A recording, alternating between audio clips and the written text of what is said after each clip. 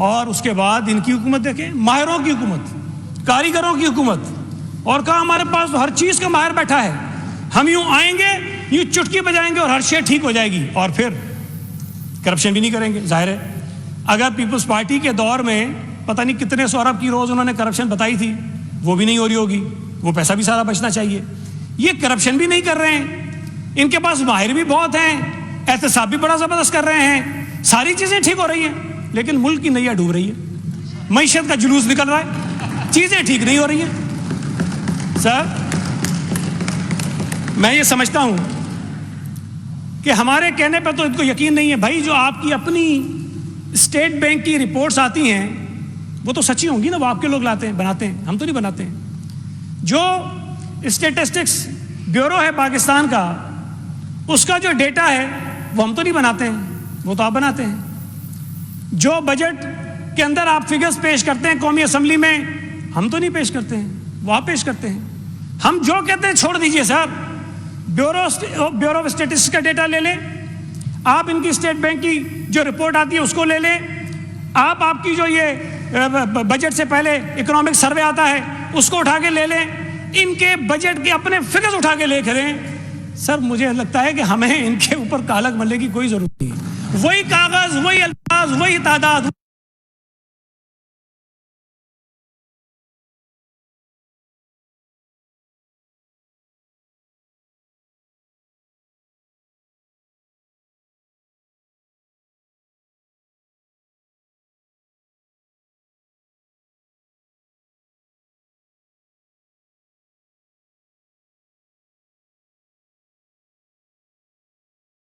में इजाफा नहीं किया तो 1000 अरब कैसे इकट्ठा करेंगे? सर हम अगर यहाँ खड़े होकर कह रहे हैं चीफ मिनिस्टर साहब कि हमने नया टैक्स नहीं लगाया, तो हमने यार आराम से, ये बुरी बात है। देखिए मैंने किसी में मैं करता ही नहीं, मैं चुप करके बैठा रहा, ये बुरी बात है। आप सुन लें, आपके बात करेंगे, जब चले गए आगे बात करेंगे, जवाब दे देंगे मेरी बातों का। सर हमने अगर सिंध में कहा कि हमने कोई नया टैक्स नहीं लगाया, तो हमने अपने रेवेन्यू के जो टारगेट्स थे उनको नीचे किए, कम किए, पिछले साल के नहीं रखे। तो समझ में आती है बात कि टैक्स नहीं लगाया तो ज़ाहिर है कि हमारी आमदनी कम होगी, हमने कम कर दी है। इनके पास पता नहीं कौन सी जादू की छड़ी है। सर ये जब हुकूमत में आए थे 2018 में, उस एक साल में इन्होंने 3 बजट पेश किए थे, 3, एक नहीं 3 बजट। मुझे याद नहीं पड़ता कोई, शायद उससे पहले कोई, मेरी सियासी जिंदगी से पहले किसी हुकूमत ने किए हो 3 बजट एक साल में, किसी हुकूमत ने पेश नहीं किए। माशाल्लाह इनकी हुकूमत ने पेश किए। इस मरतबा भी उम्मीद यह है कि 3 नहीं तो कम से कम 2 बजट तो ये जरूर देंगे, दूसरा जरूर देंगे ये, इसलिए कि 1000 अरब ये इकट्ठा नहीं कर सकते इजाफी।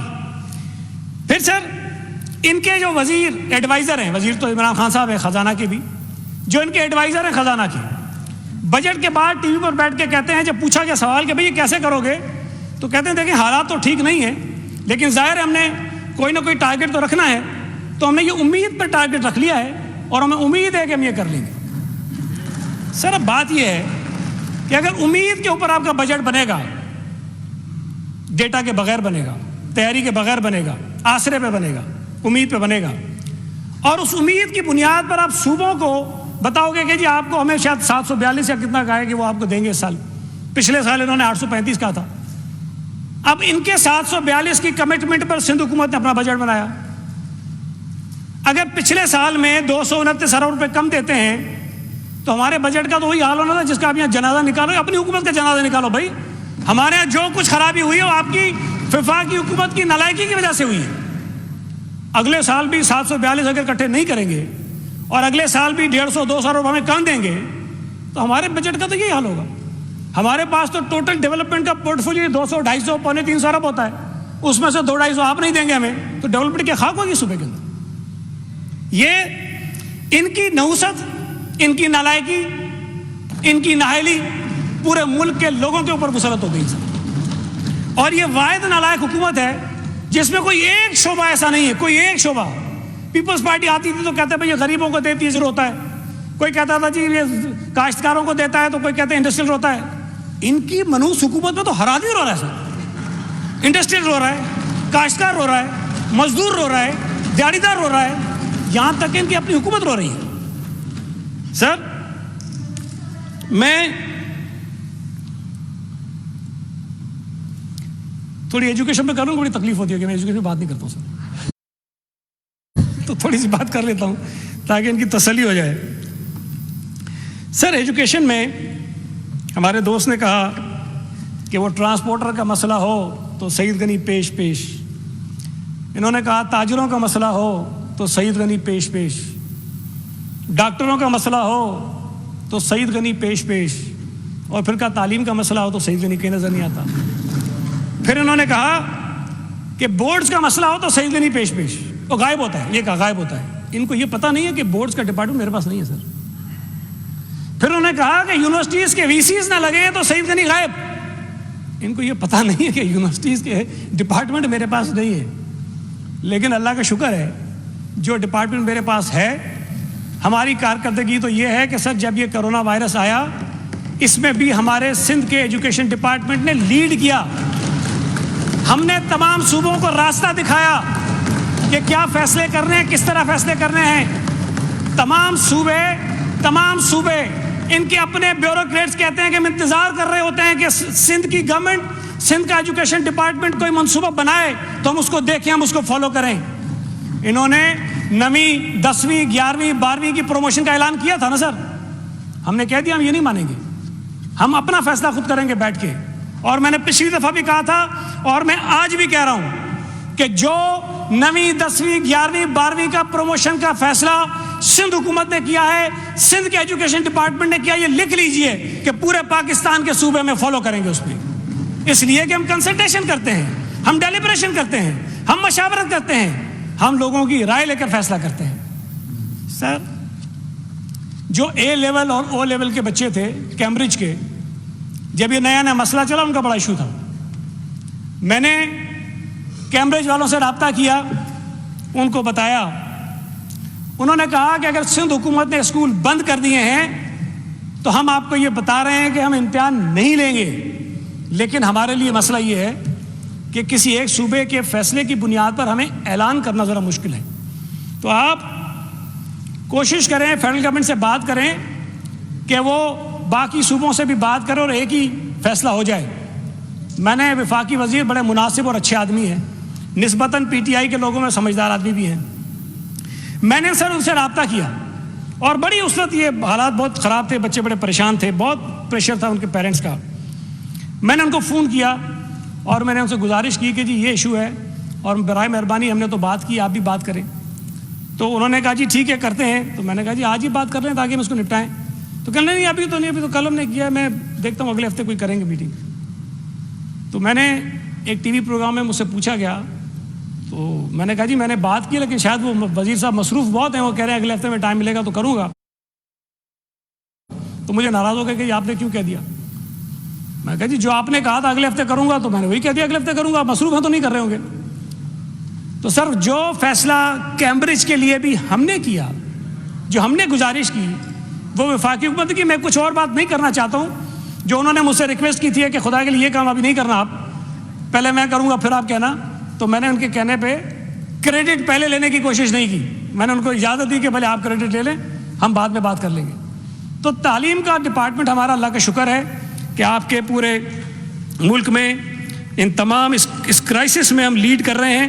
हमें प्रॉब्लम बहुत हुई है, हमारे बहुत सारे मंसूबे डिले हुए हैं, हम जिस तरह चीज़ों को आगे बढ़ा रहे थे उस तरह नहीं बढ़ा सके। सर हमारे पास इस बजट में 399 नई स्कीम्स हैं जो जिनकी टोटल जो एलोकेशन है वो तकरीबन 27.5 अरब रुपए की है। ताला कोशिश करेंगे कि इसमें बहुत सारी स्कीमें जो मुकम्मल होने के करीब हैं उसको मुकम्मल करें। उसके साथ साथ सर मुख्तलिफ प्रोजेक्ट्स हैं जो हम मुख्तलिफ इदारों के ताउन से कर रहे हैं, जिसमें upgradation of girls primary school into elementary school in rural areas. ये जायका इसकी स्पॉन्सर एजेंसी है और ये 2076.9 मिलियन का है और इसमें 54 प्राइमरी स्कूल जो हैं वो अपग्रेड हो गए हैं और 12 डिस्ट्रिक्ट के अंदर ही हैं। सिंध बेसिक एजुकेशन प्रोग्राम है सर, USAID के ताउन से, ये $165 मिलियन का प्रोग्राम है और इसके अंदर 106 state of the arts school जो हैं वो काफ़ी बन गए और जो मोस्टली फ्लड अफेक्टेड एरियाज़ हैं उसके अंदर है, और 5 कराची के अंदर भी हम बना रहे हैं। सर इसके अलावा स्कूल इंफ्रास्ट्रक्चर डेवलपमेंट प्रोग्राम है हमारा एक, इसकी लागत 7.3 बिलियन है और इसमें 605 स्कूल्स हैं जिनको हम 2021 जून तक मुकम्मल कर लेंगे, और इसके अंदर काफ़ी और प्रोविजंस भी हैं। सिंध एलिमेंट्री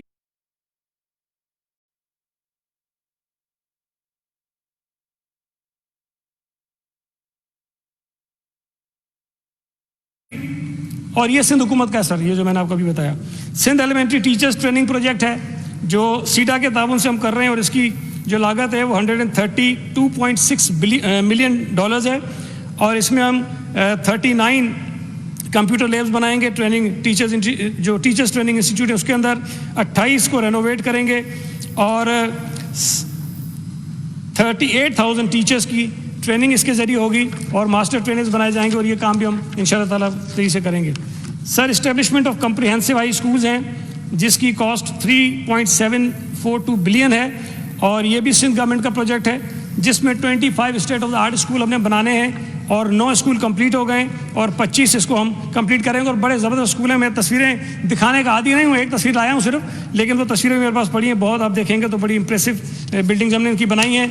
इसके साथ साथ एक और हमारा प्रोजेक्ट है इंग्लिश मीडियम स्कूल्स का, ये 4.7 बिलियन का है, और इसमें वो हमारी बहन ने उस दिन जिक्र किया था कि शायद 4 स्कूल हमने बनाए, तो मैं बता दूं कि टोटल 25 बनने थे, 15 मुकम्मल हो गए, और हमारा प्लान ये था कि अगर ये कोरोना का इशू ना होता तो जो कंप्लीट स्कूल हमारे हैं 9 वो हैं, 15 ये हैं, इनको हम 1 जून से जो एकेडमिक ईयर शुरू होना था उसमें हमने इन स्कूलों को शुरू कर देना था, तो ये भी हम कंप्लीट करेंगे और बाकी हो जाएंगे। सर एक और हमारा प्रोजेक्ट है Sindh secondary education improvement program, ये 13 बिलियन का है, एशियन डेवलपमेंट बैंक के ताउन से हम कर रहे हैं, और इसके अंदर 106 नए सेकेंडरी स्कूल्स 10 मुख्तलिफ डिस्ट्रिक्ट्स के अंदर हम इसको बनाने जा रहे हैं।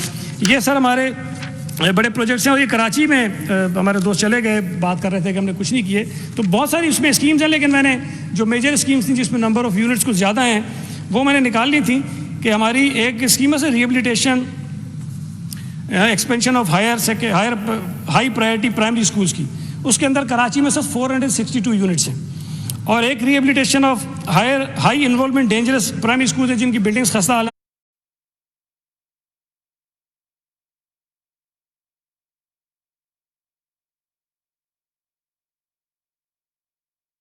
में, वो 18 यूनिट्स हैं, उसको हम ठीक कर रहे हैं। और रिहेबिलिटेशन ऑफ ये जो पहला प्रोजेक्ट प्राइमरी का था, दूसरा सेकेंडरी का, इसमें कराची के 84 यूनिट्स हैं, और provision of missing facilities additional room जो जिनको देने हैं कराची में वो 5 यूनिट्स हैं, लेकिन इसके अलावा बहुत सारी स्कीम्स हैं जो ADP के अंदर मौजूद हैं, इन्होंने यकीनन देखी होंगी, वो भी हम कर रहे हैं सर। इसके साथ साथ जब ये थोड़े से क्राइसिस शुरू हुए थे तो हमने ज़ाहिर स्कूलों को बंद किया और कुछ फीसिस में 2 महीने की कमी का ऐलान किया, लेकिन उसमें 2 मरतबा सिंध हाई कोर्ट ने स्टे ऑर्डर दिया, तो जो इन्फोर्समेंट थी हमारे लिए कि जो स्कूल नहीं कर रहे थे वो थोड़ी सी मुश्किल हुई। वो पिटिशन आज भी पेंडिंग है, स्टे ऑर्डर ख़त्म हो गया है।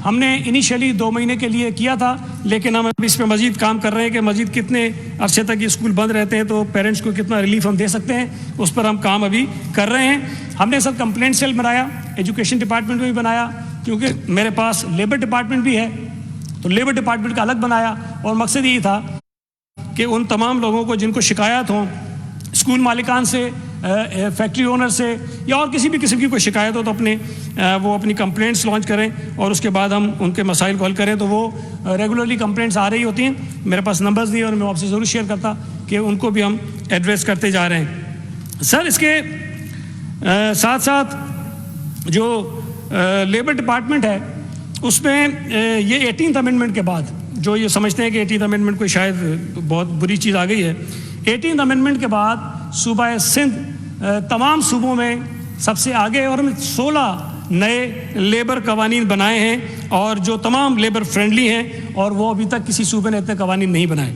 सर इसके साथ साथ सूबा सिंध पहला सूबा है जिसमें हमने इंडस्ट्रियल जोन्स की सतह पर ट्राईपार्टाइट कमेटीज़ बनाई, ताकि वहाँ एम्प्लॉयर्स के और वर्कर्स के जो इश्यूज़ होते हैं वो ग्राउंड लेवल पे इनके हम रिजॉल्व करें, और वो भी फंक्शनल हो गई है, वो अपना काम कर रही हैं। सर सूबा सिंध वो पहला सूबा है, वाहिद सूबा है पाकिस्तान का जहाँ के किसानों को यूनियन बनाने का हक हासिल है, और हमारे सूबे में किसानों की यूनियंस रजिस्टर्ड हुई हैं और वो अपना काम कर रही हैं। ये पहला सूबा है सर जिसने किया है। सर इसके अलावा सूबा सिंध पहला सूबा है जिसने ख़वातीन जो काश्तकार हैं, जो हारी हैं, उनके हुकूक के तहफ़्फ़ुज़ के लिए एक अलग कानून बनाया है जो पिछले असेंबली के इजलास में हमने पास किया था। ये भी अभी किसी सूबे ने नहीं बनाया।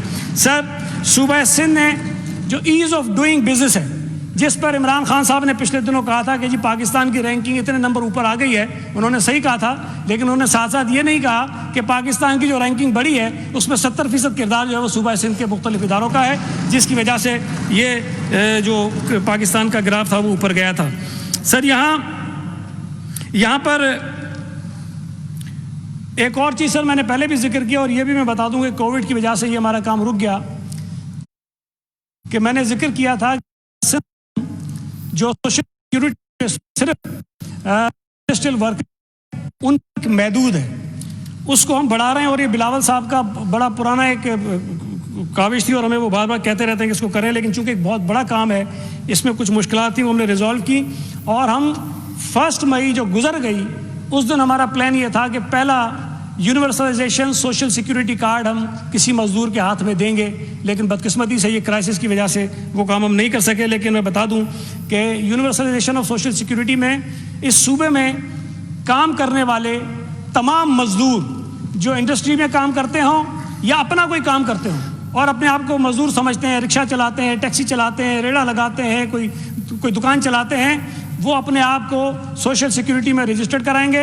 हम उनको एक स्मार्ट कार्ड देंगे जिस तरह हमारा शनाख्ती कार्ड होता है, और उस कार्ड के ज़रिए वो तमाम फैसिलिटीज़ उनको मिलेंगी जो आज किसी भी इंडस्ट्रियल वर्कर को मिल रही हैं, और उसमें मज़ीद चीज़ों का हम इजाफा भी कर रहे हैं। और ये मैं समझता हूँ कि सिंध हुकूमत का एक तारीख़ी काम होगा जो हम जल्द से जल्द करेंगे। सर यहाँ एक चीज़ मैं और साथ साथ कहता जाऊँ कि इस वक्त जो सबसे बड़े क्राइसिस हैं सूबा सिंध में, हो सकता है और सूबों में भी हों, वो बिजली के सर क्राइसिस हैं। इस वक्त शदीद किस्म की लोड शेडिंग है, और ये बात जहन में रखी जाए कि कोरोना के जो पेशेंट्स हैं जिनमें से अक्सरियत घरों पर आइसोलेटेड है, जिनको आइसोलेशन में हमने घरों पर रखा हुआ है, और उनके ऊपर ये पाबंदी है कि वे कमरे के अंदर बंद रहें और अपने कमरे से बाहर ना निकलें। आज सर कराची शहर में 12-12 घंटे से ज़ायद की लोड शेडिंग हो रही है।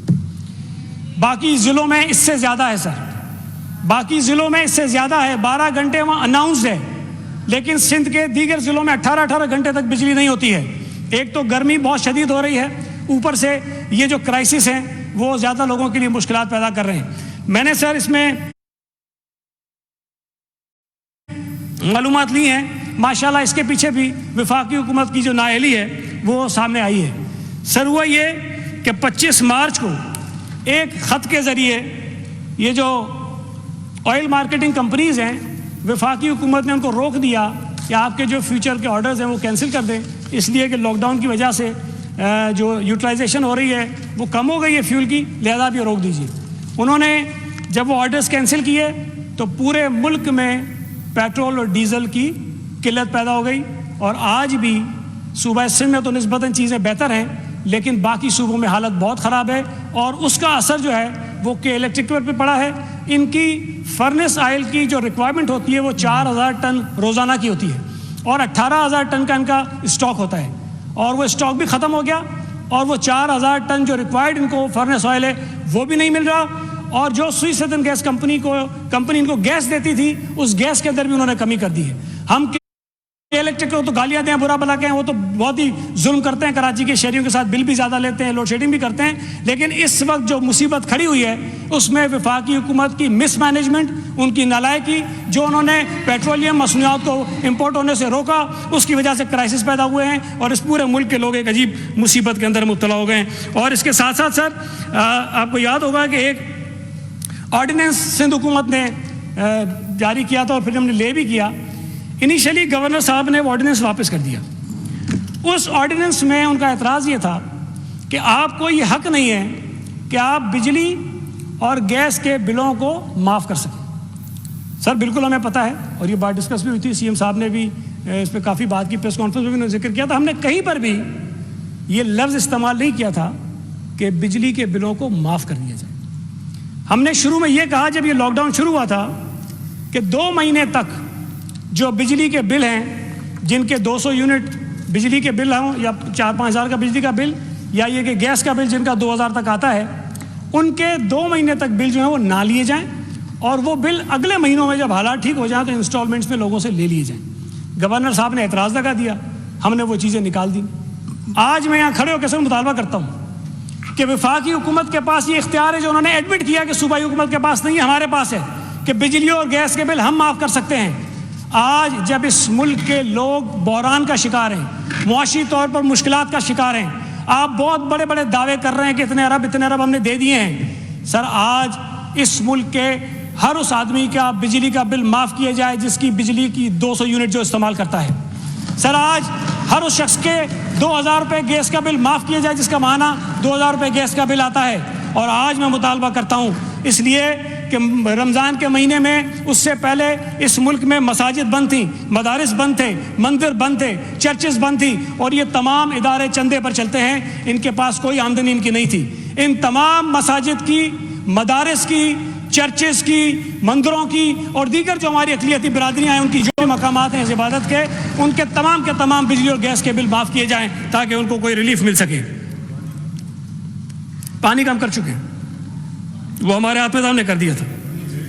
Sir 18th amendment, sir 18th amendment के बाद मैंने एक तो सर आपको बताया कि हमने सबसे ज़्यादा लेबर में लेजिस्लेशन की और भी बहुत सारी चीज़ों में की, मैं उसमें नहीं जाता, लेकिन 18th अमेंडमेंट के बाद worker welfare board, worker welfare fund Islamabad में जो है, और EOBI, ये दोनों इदारे भी सूबों के पास आने थे। आज तक ये दोनों इदारे सूबों को डिवॉल्व नहीं किए गए। सर एक मीटिंग हुई, अल्लाह बख्शे मुर्तज़ा बलोच साहब हमारे लेबर के मिनिस्टर थे, इत्तेफाक से उसी दिन उनको लेबर का पोर्टफोलियो मिला था और वो मीटिंग उसी दिन थी, तो चीफ मिनिस्टर साहब ने मुझे असाइन किया कि आप जाएं इस्लामाबाद में ये मीटिंग अटेंड करें। मैंने सर वो मीटिंग अटेंड की। उस मीटिंग को चेयर किया मोहतरमा फहमीदा मिर्ज़ा साहिबा ने, जो IPC की वफाकी वज़ीर हैं। वहाँ तमाम सूबाई हुकूमतों के जो लेबर मिनिस्टर्स थे वो मौजूद थे, सेक्रेटरीज मौजूद थे, सिवाय KPK के बाकी तीनों सूबों ने इस बात की हिमायत की कि ये तमाम के तमाम महकमे डिवॉल्व होने चाहिए। और KPK को भी ये एतराज़ था कि चूँकि हमारी रेवेन्यू की कलेक्शन कम है और हमारे एक्सपेंडिचर ज़्यादा हैं, इसलिए हमारे यहाँ मज़दूरों को मुश्किल होगी। उसका रास्ता सर मैंने तजवीज़ किया जिससे सब ने इत्तफाक किया। रास्ता ये था कि वफाकी हुकूमत के पास WWF के कोई तकरीबन 170 या 200 अरब के दरमियान पैसे उनके पास पड़े हैं, जो सुप्रीम कोर्ट ने भी कहा है कि आप इनको वापस करें। मैंने ये कहा कि जब ये डिवॉल्व होंगे तो वो पैसे भी तकसीम होंगे सूबों के दरमियान। उन पैसों में से हर सूबा, ख़ासतौर पर सूबा सिंध और पंजाब जिनके पास रेवेन्यू ज़्यादा आता है, हम बलोचिस्तान और KPK को और इस्लामाबाद भी दें सूबों को, हम अपने हिस्से से कुछ शेयर इन के लिए रखें जब तक ये स्टेबल हो जाएं और अपने इदारे खुद चला सकें। वफाकी हुकूमत इनको हिस्सा दे, सूबा सिंध इनको हिस्सा दे और सूबा पंजाब इनको हिस्सा दे। इस पर भी इत्तफाक हुआ। लेकिन सर उस मीटिंग के मिनट्स जब बाद में आए वो तब्दील कर दिए गए और CCI के सामने जब उस मीटिंग के मिनट्स और रिपोर्ट पेश की गई, उसमें यह कहा गया कि तमाम सूबों ने मुखालफत की, लिहाजा इन महकमों को डिवॉल्व नहीं होना चाहिए। यह संगीन खिलाफ वर्जी आइन की सर, यह वायलेशन है। ये लेबर का डिपार्टमेंट, लेबर वेलफेयर के महकमे, ये सूबों को डिवॉल्व होने चाहिए। ये वफाकी हुकूमत नाक बनकर इनके ऊपर बैठ गई है और देने को तैयार नहीं है। सर यहां बार बार कहा जाता है इतने पैसे आपको विफाक देता है, इतने पैसे आपको विफाक देता है। सर ये किसी और में भी गई, लेकिन मैं और समझाने के लिए कह देता हूं। सर सूबों को विफाक नहीं पालता, विफाक को सूबे पालते हैं। ये समझने की बात है सर। या तो ये सारे जो 4000 5000 अरब रुपए इस्लामाबाद से इकट्ठे हो रहे होते और फिर सूबों को दिए जा रहे होते तो आप कहते कि एहसान कर रहे हैं, वहां से कमा के भेज रहे हैं। ये जितने पैसे इकट्ठे होते हैं ये सब के सब सूबों से जाते हैं। सूबों के पैसे पे विफाक पलता है, विफाक के पैसों पे सूबे नहीं पलते हैं। और ये समझ लें कि मजबूत सूबे मजबूत वफाक की जमानत है, कमजोर सूबे कमजोर वफाक की जमानत है। ये हरकतें मत करें आप। सिर्फ अपने किसी को खुश करने के लिए, आकाओं को खुश करने के लिए, अपने नंबर बढ़ाने के लिए इस मुल्क की बुनियादों को मत खोखला करें। जो इस मुल्क का देरीना मसला था, जो किसी ने हल नहीं किया, अगर पाकिस्तान पीपल्स पार्टी ने हल किया और आज इस पर तमाम सूबे मुत्तफिक हैं, मैं आपको यकीन से कहता हूं, ये 18वीं तरमीम को हाथ लगा के देखें, ये 7वें NFC के फॉर्मूले को चेंज करके देखें, खैबर पख्तूनख्वा और पंजाब के लोग इनको नहीं करने देंगे। चीफ मिनिस्टर और वो तो बेचारे पोले हैं, उनको तो कोई पता, पंजाब और KPK के लोग इनको नहीं करने देंगे चेंज, इसलिए कि लोगों को पता है कि हमारे हुकूक का तहफ़्फ़ुज़ हुआ इससे, NFC से, हमारे हुकूक का तहफ़्फ़ुज़ हुआ 18th अमेंडमेंट से। हर बात पे 18th अमेंडमेंट, किसी को पता है कि कितने आर्टिकल चेंज हुए थे? किसी को नहीं पता होगा, मैं दावे से कहता हूं। गलत कह रहे हैं आप, गलत कह रहे हैं आप, गलत कह रहे हैं आप। सर बात यह है, हर आदमी पता कुछ नहीं है। 18th अमेंडमेंट, ओ भाई पहले जरा पता कर लो 18th अमेंडमेंट है क्या। सरदार शाह साहब ने बिल्कुल ठीक कहा, 18th अमेंडमेंट में सिर्फ सूबाई खुद मुख्तारी नहीं है, 18th अमेंडमेंट में वजीर आजम को इख्तियार मिला है, 18th अमेंडमेंट में आपकी पार्लियामेंट को इख्तियार मिला है, जिसके आप दावे करते हो कि हम जीत के वहां बैठे हुए हैं। पार्लियामेंट ताकतवर हुई है, उसके बाद सूबे ताकतवर हुए हैं। आप सिर्फ सूबों के बुक्स में, और वो भी एक सूबे के बुक्स में, पूरे उस निज़ाम को तहस-नहस करना चाहते हैं जिससे आपकी पार्लियामेंट मजबूत हुई, जिससे आपका वजीर आजम मजबूत हुआ, जिससे पंजाब का चीफ मिनिस्टर मजबूत हुआ, जिससे KPK का चीफ मिनिस्टर मजबूत हुआ, जिससे बलोचिस्तान का चीफ मिनिस्टर मजबूत हुआ। लेकिन आपको परेशानी है तो मुराद अली शाह से, क्योंकि ये बात करते हैं, बाकी बेचारे बोलते नहीं है, तो जो बोलता है वो बुरा लगता है। तो ये समझता हूं 18th अमेंडमेंट में अगर तरमीम होनी है, NFC के अंदर अगर तरमीम होनी है, तो सूबों के हुकूक को मजीद बेहतर बनाने के लिए तरमीम होनी है। NFC के अंदर अगर तरमीम होनी है तो सूबों के हिस्से को बढ़ाने के लिए तरमीम होनी है। अगर ये कहते हैं वफाक के पास इतने पैसे नहीं है, भाई तुम्हारी नालायकी है। तुम कहते थे ना 8,000 अरब हम इकट्ठा करेंगे FBR में, करो ना 8,000 अरब, क्यों नहीं करते हो? 8,000 अरब इकट्ठे करोगे तो प्रॉब्लम हल हो जाएंगे, आपके सूबे भी खुशहाल हो जाएंगे, आपके विफाक के मसले भी हल हो जाएंगे। पैसे आपसे इकट्ठे होते नहीं है, गुनाह के आप सूबे को बना देते हैं आप। सर 18th अमेंडमेंट के बाद भी फर्क देखें आप, हम IG बदलना चाहें तो कई महीनों तक मशावरत होती है, आमने सामने, फोनों पे, इधर उधर, खतूत के जरिए, पता नहीं क्या क्या हो रहा है। IG नहीं बता जाता, महीना लगा देते हैं, फिर उसके बाद जाके करते हैं। पंजाब का चीफ सेक्रेटरी रात को 1:30 बजे बदल देते हैं सर, रात को 1:30 बजे पता चला पंजाब का चीफ सेक्रेटरी गया, उस बेचारे ने रिटायरमेंट ली नौकरी से ही सर, इतना उसको खराब किया। और बड़ी दिलचस्प बात है, ये आप नोट कीजिए, रिकॉर्ड निकाल लीजिए, जब पंजाब में नया IG आया, जब पंजाब में नया चीफ सेक्रेटरी आया, इमरान खान साहब कहते हैं मैं सबसे बेहतरीन IG लेकर आया हूं और सबसे बेहतरीन चीफ सेक्रेटरी लेकर आया, पंजाब के मसले हल हो जाएंगे। 3 महीना जलील करके निकाल देते हैं उसको, उसके बाद फिर आ जाता है, फिर कहते हैं कि सबसे बेहतरीन IG लाया हूं, सबसे बेहतरीन चीफ सेक्रेटरी लाया हूं। इस तरह कहते कहते पौने 2 साल में 5 चीफ सेक्रेटरी बदल दिए उन्होंने। और हम अगर कहेंगे बदलो तो पेट में मरवा जाएगा, क्यों बदलें? इनको IG वो चाहिए, यहाँ इनको चीफ सेक्रेटरी वो चाहिए जो सिंध की हुकूमत से लड़े, वो अच्छा होगा। बाकी जो है कोई नहीं चाहिए, जो बेचारा कानून पे चलेगा, तरीके से चलेगा, हुकूमत का मातहत होकर चलेगा, वो ठीक नहीं है। वो पंजाब में ठीक है, वो KPK में ठीक है, वो इस्लामाबाद में ठीक है। यहाँ कोई कानून पे चलने वाला नहीं चाहिए, यहाँ इशारों पे चलने वाला चाहिए इनके। ये 18th अमेंडमेंट के बाद भी हमारे साथ हो रहा है। सर कराची पे मैं कुछ बात करना चाह रहा था, अब मेरे दोस्त चले भी गए, लेकिन बहरहाल नासिर शाह साहब ने भी कोई तफसील इसकी बता दी है। लेकिन मैं ये बता दूं कि सर मैंने पिछली तकरीर में भी कहा था अपनी बजट की कि कराची में अगले 4-5 सालों में हम कोई 300-400 अरब रुपए का काम करने जा रहे हैं, ये मैंने कहा था। और लोग बड़े हैरान परेशान कि ये तो क्यों कह रहे हो भाई, कहाँ ये रिकॉर्ड पे तो है नहीं चीज़ें। अभी वो कह रहे थे कि पिछले बजट में भी हमने येलो लाइन रखा हुआ था, रेड लाइन रखा हुआ था, वो आप भी रखा हुआ है। सर ये जितने बड़े प्रोजेक्ट्स हैं, ये आपको पता है, इनको भी पता होना चाहिए कि ये सूबाई हुकूमत के फोरम्स पे इनकी अप्रूवल सिर्फ नहीं होती है, वफाकी हुकूमत के भी बहुत सारे फोरम होते हैं जहाँ से इनकी मंजूरी होती है। और कई हमारे मंसूबे ऐसे हैं जो 6-6, 8-8 महीने तक वफाकी हुकूमत के पास पेंडिंग पड़े रहते हैं। लेकिन आज अल्लाह का शुक्र है, येलो लाइन भी काफ़ी एडवांस स्टेज पर है, रेड लाइन भी काफ़ी एडवांस स्टेज पर है, और उम्मीद है कि अगले चंद महीनों में, कुछ महीनों में, इसी फाइनेंशियल ईयर में ये दोनों मंसूबे शुरू हो जाएंगे और एक की लागत 66 अरब रुपए है और एक की लागत 61 अरब रुपए है और ये दोनों मंसूबे इंशाल्लाह ताला हम जल्द से जल्द कोशिश करेंगे मुकम्मल करें। सर 28 अरब रुपए की सड़क जो एक बता के गए नासिर शाह साहब, मलीर एक्सप्रेस वे बना रहे हैं। KNIP है 10 अरब रुपए का प्रोजेक्ट है। क्लिक 36 अरब रुपए का प्रोजेक्ट है। KWSSIP इस साल उसके 14 अरब रुपए एलोकेट किए हैं, लेकिन टोटल इसके 3 फेजेस हैं और 3 फेजेस में इसकी जो लागत होगी वो कम से कम $500 मिलियन है और ज़्यादा से ज़्यादा $700 मिलियन है और ये तकरीबन 100-125 अरब के दरमियान ये रकम भी बनती है। और ये सारे के सारे मंसूबे जो कराची के इशूज़ हैं, कराची में कचरे का इशू है वो इसमें एड्रेस कर रहे हैं, सफाई का इशू है, कराची में ट्रांसपोर्ट का इशू है वो इसमें एड्रेस कर रहे हैं, कराची में लोकल गवर्नमेंट को स्ट्रेंथन करने के लिए वो इसके अंदर शामिल है, और कराची में जो नेबरहुड का है ये कराची नेबरहुड इम्प्रूवमेंट प्रोग्राम ये तो तकरीबन तकमील के करीब ही है और ये भी हो जाएगा।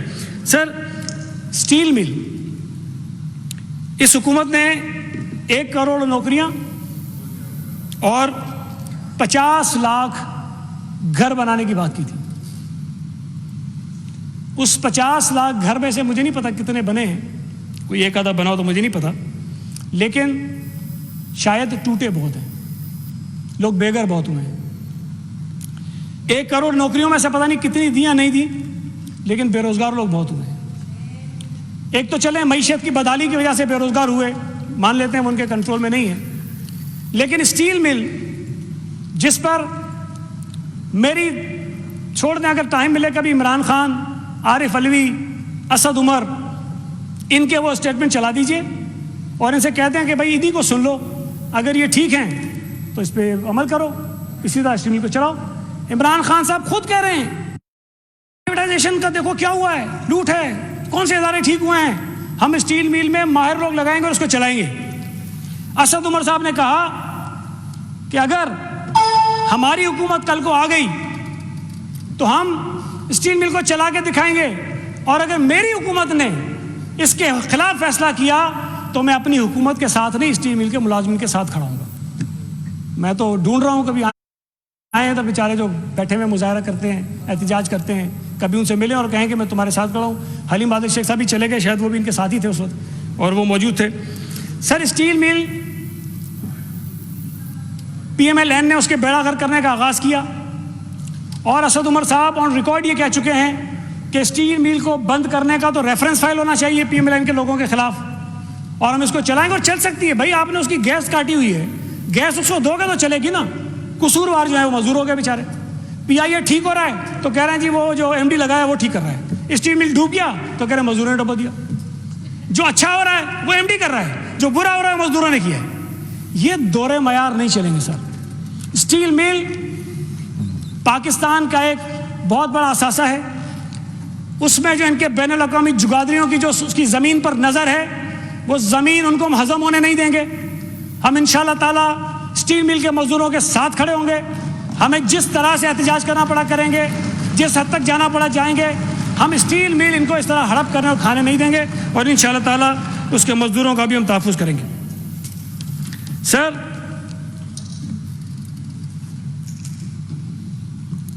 यहाँ जाली डोमिसाइल की बात हुई और मैं समझता हूँ कि बड़ा अहम इशू है। ये बात ठीक है, अगर MQM ये इशू रेज करती है तब भी ठीक है, अगर कोई इशू रेज और करता है तब भी ये ठीक है। हम किसी ऐसे शख्स के हुकूक के खिलाफ नहीं हैं जो सूबा सिंध का बाशिंदा है। मैं उसकी ज़बान पे नहीं जाता, उसकी मादरी ज़बान कौन सी है, उसका बैकग्राउंड कहाँ से है, लेकिन अगर वो सूबा सिंध का रिहायशी है तो उसका सूबा सिंध पे ऊपर उतना ही हक है जितना मेरा हक है। लेकिन जो लोग सूबा सिंध के रिहायशी नहीं हैं और सिर्फ सूबा सिंध का डोमिसाइल इसलिए बनवाते हैं ताकि सूबा सिंध के पर उनको मुलाजमतें मिल जाएं, सर ये बहुत बड़ी जाती है और ये सबके साथ जाती है। मैं ये समझता हूँ कि मुझे शुक्रिया अदा करना चाहिए कि चीफ मिनिस्टर साहब ने चीफ सेक्रेटरी साहब की सरबराही में एक कमेटी बनाई, उस कमेटी ने इनिशियल रिपोर्ट चीफ मिनिस्टर साहब को पेश कर दी है और मैं इस हाउस के तवज्जुह से चीफ मिनिस्टर साहब से गुजारिश करूंगा कि पिछले 40, 45, 50 बरस की तहकीकात कराई जाए कि किस किस शख्स ने इस सूबे का जाली डोमिसाइल बनाकर इस सूबे के जो जायज़ हकदार थे उनके हक पर डाका डाला।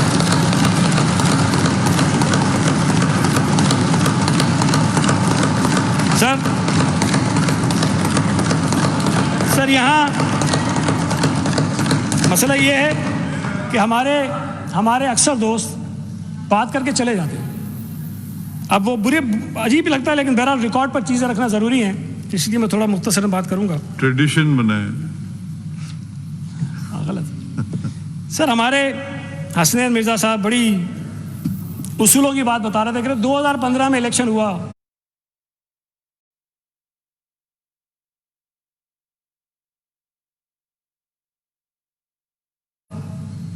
और पीपल्स पार्टी हार गई।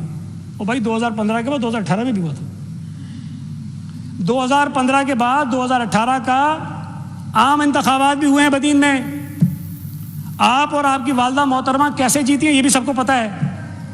जिस तरह बाकी लोगों को जितवाया गया, आपसे भी वादे तो बहुत किए गए थे लेकिन वादे पूरे नहीं हो सके।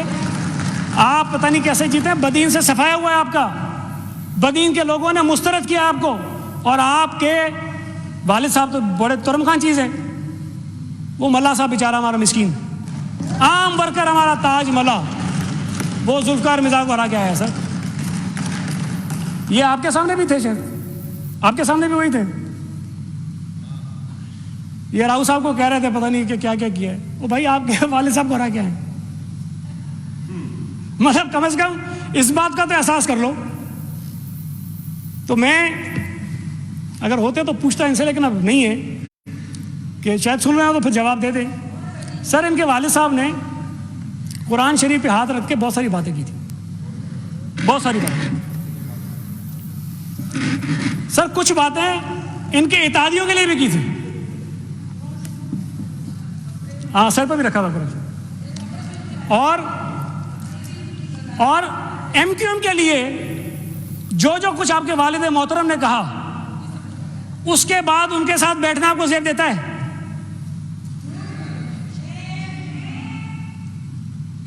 सर मैंने हमेशा तकरीर में कहा है, सर मैं आम सी ऑर्डनरी फैमिली का आदमी हूं। मैं जिस मकाम पे पहुंचा, जिस ओहदे पे पहुंचा, अल्लाह ताला की मेहरबानी है, मेरी पार्टी की मेहरबानी है, लीडरशिप की मेहरबानी है। लेकिन मैंने सर कभी ये नहीं कहा, मैंने कभी नहीं कहा कि मेरे तन पर जो कपड़े हैं, मेरे बच्चे जो पहनते हैं वो मेरी आसिफ जरदारी का दिया हुआ है या बिलाल भुट्टो जरदारी का दिया, मैंने कभी नहीं कहा। सर मैं मानता हूं कि मैं जिस मकाम पर हूं मुझे मेरी पार्टी ने पहुंचाया, मुझे अल्लाह ताला ने पहुंचाया, मुझे अपने हल्के के लोगों ने पहुंचाया। मैं मानता हूं इस बात को। लेकिन उसके बाद भी मैं कहता हूं मैंने ये नहीं कहा कि मेरे तन पे कपड़े, मेरे बच्चों के तन पे कपड़े आसिफ जरदारी के। जुल्फकार मिर्ज़ा साहब ने ये कहा है। जिसके लिए आप ये कहो कि उसकी बदौलत तुम्हारे तन पर जो कपड़े हैं वो हैं, जो खाते हैं हम उसकी बदौलत खाते हैं, और फिर उसके खिलाफ जो अल्फाज, जो बातें आप इस्तेमाल करो, ये आपका ज़र्फ है सर, किसी और का तो नहीं। सर और छोड़ें, अभी चले गए, मैंने एक चीज़ निकाल के रखी थी, 3 लाइनें पढ़ देता हूँ अगर आप इजाज़त दें। सर ये एक रेफरेंस है नैब का, एक रेफरेंस है, एक लाइन पढ़ देता हूँ, बहुत लंबा चौड़ा है लेकिन एक लाइन पढ़ती हूँ। पैरा नंबर 18 है सर।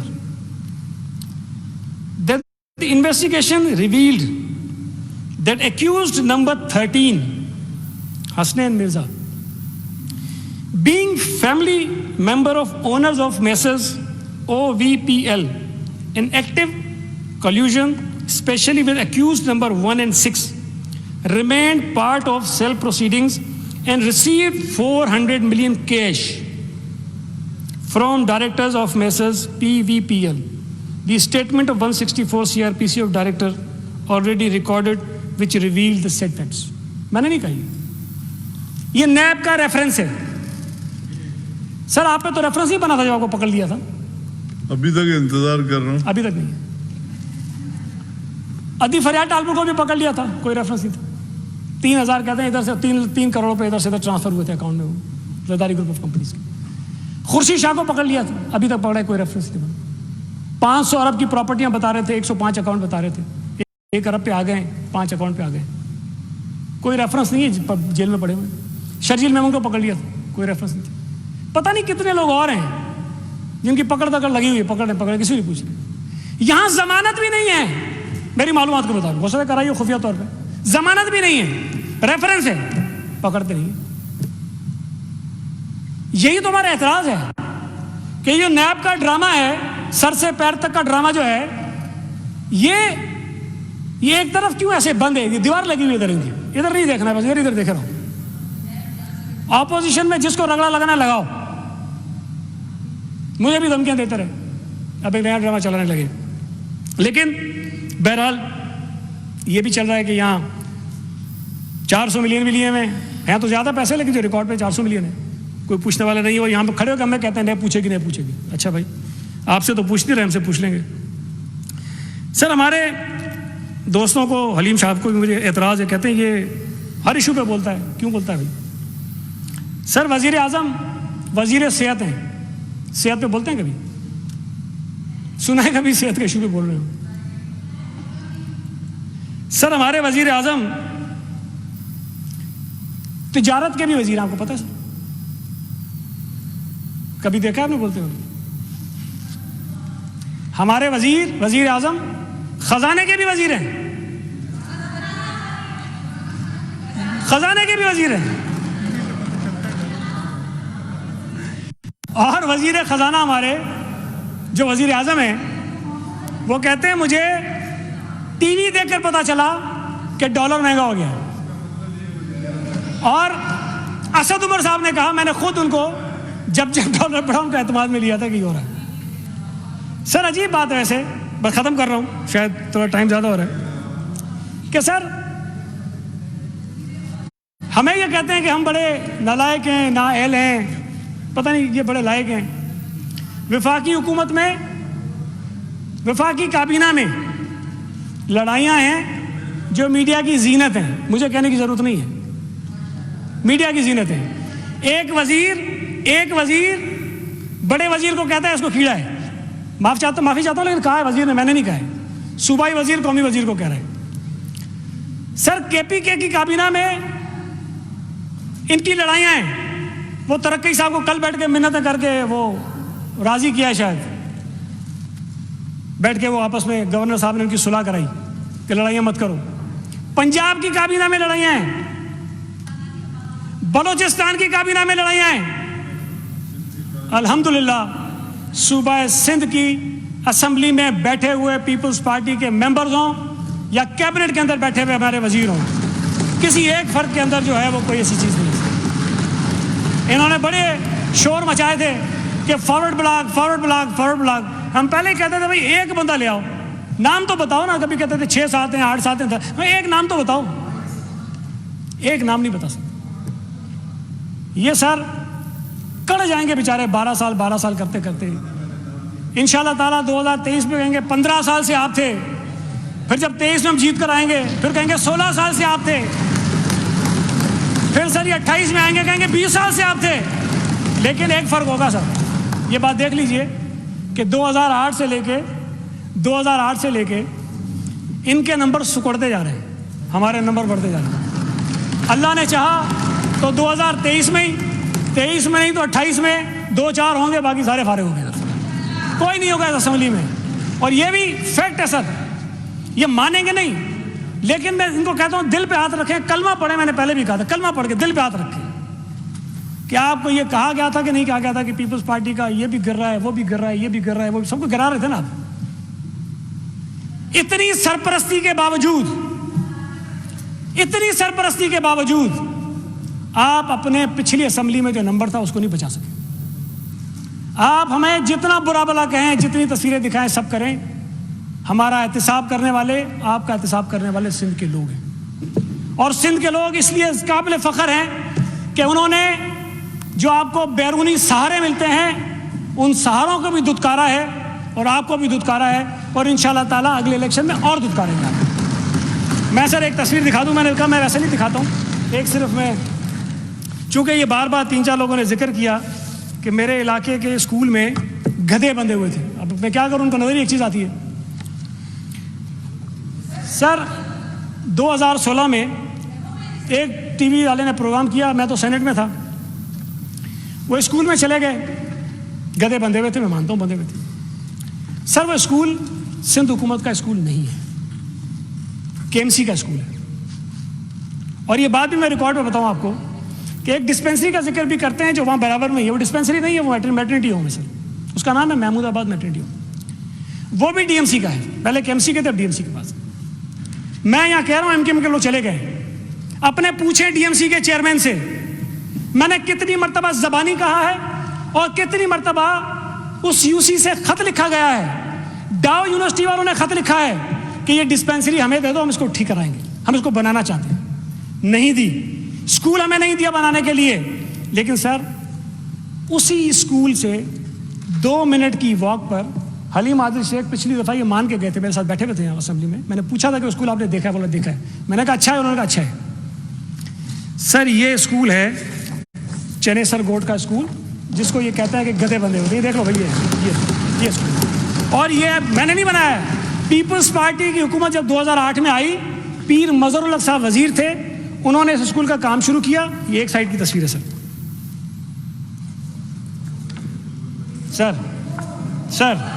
सर ये स्कूल है सर चनेसर गोट का, ये स्कूल है सर जिसको ये कहते हैं, ये भाई इस स्कूल में कभी गधे नहीं होते, माशाल्लाह इसमें हजारों बच्चे पढ़ते हैं। जनाब जनाब जनाब जनाब जनाब जनाब सर ये है।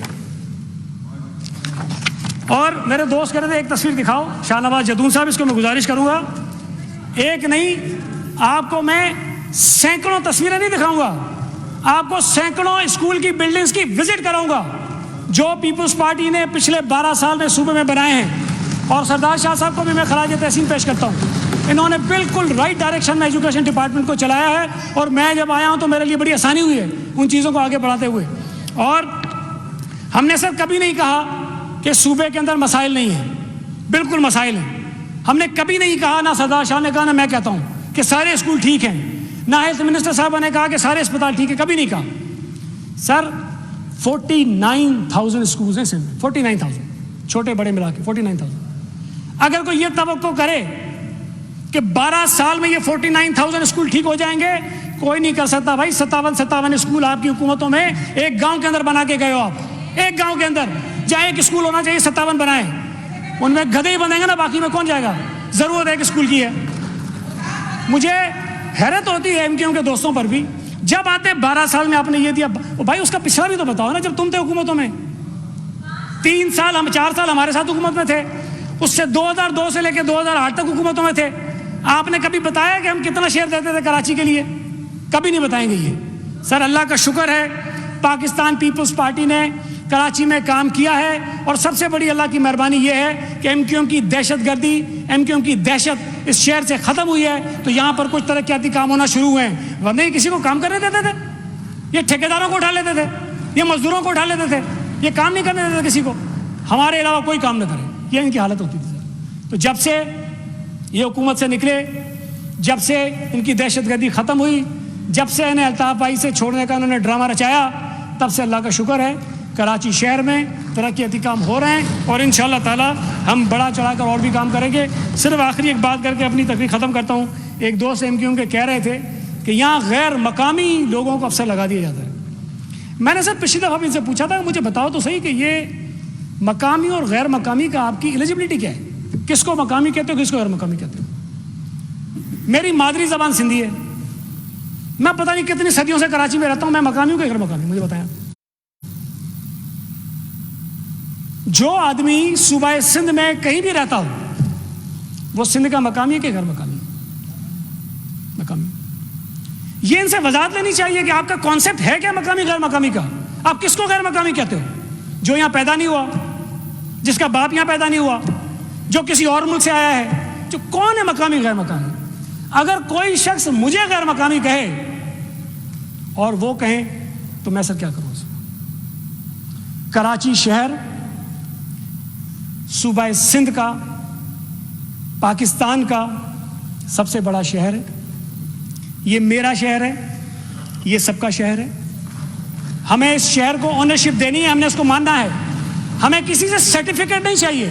सरदार शाह ने ठीक कहा ये इस शहर में रहने वाले हमारे उर्दू बोलने वाले भाइयों को डरा डरा कर सियासत करते रहे। तुम्हें सिंधी मार देंगे, तुम्हें पठान मार देंगे, तुम्हें पंजाबी मार देंगे, लड़ा लड़ा के डरा डरा के उनको बेचारों को एक तरफ करते। इनकी सियासत खत्म हो जाएगी उस दिन जिस दिन इस शहर के लोग इस नफरत से, इस बुग़्ज़ से, इस तासुब से निकल आएंगे। इसलिए ये चाहते ही नहीं है कि कराची शहर के लोग इस तासुब और बुग़्ज़ से निकलें। ये चाहते हैं कि लोग इसी में दबे रहें, ये चाहते हैं कि लोग इसी में दबे रहें। लिहाजा मैंने लास्ट टाइम भी कहा था कि अल्लाह ताला ने इनको मौका दिया है। सर ये मौका किसी जमात को नहीं मिलता। अनवर ने कहा कि इंडिया से पैसे लेते थे, मैं नहीं कह रहा हूँ। नदीम नुसरत के थ्रू उन्होंने कहा मैं पैसे लेता था, और यह भी कहा कि मैं बताऊंगा कि पाकिस्तान में जो MQ बनी हुई उसके कौन कौन से लोग इसके अंदर शामिल हैं। इतने बड़े इल्जामात के बाद भी अगर किसी सियासी जमात को इस मुल्क के अंदर सियासत करने की इजाज़त है तो शुक्र अदा करो और सीधे रास्ते पे आ जाओ और छोड़ो इन हरकतों को। इस मुल्क के लोगों को जोड़ने की सियासत करो। अल्ताफ हुसैन को लीडर मानना तो छोड़ दिया है, उसकी सोच भी तो छोड़ो ना, उसकी नफरत अंगेज सियासत भी तो छोड़ो ना। बाकी सारी चीज़ें अल्ताफ को छोड़ दिया, लेकिन करेंगे वही जो सिखा के गया है। और भाई उसके रास्ते पर चलना है तो हमारे लिए तुम ही अल्ताफ हुसैन हो। तो मैं गुजारिश करूंगा इनसे कि कराची शहर पर रहम करें, हैदराबाद शहर पर रहम करें, जहाँ MQ का वोट बैंक था उन लोगों पर रहम करें। बेचारे बहुत मारे गए हैं, बहुत जलील रुसवा हुए हैं, तालीम बर्बाद कर दी आपने शहर की। अब इस शहर को तरक्की करने दें, अपने लोगों को तरक्की करने दें, अपने वोटरों को तरक्की करने दें, ताकि ये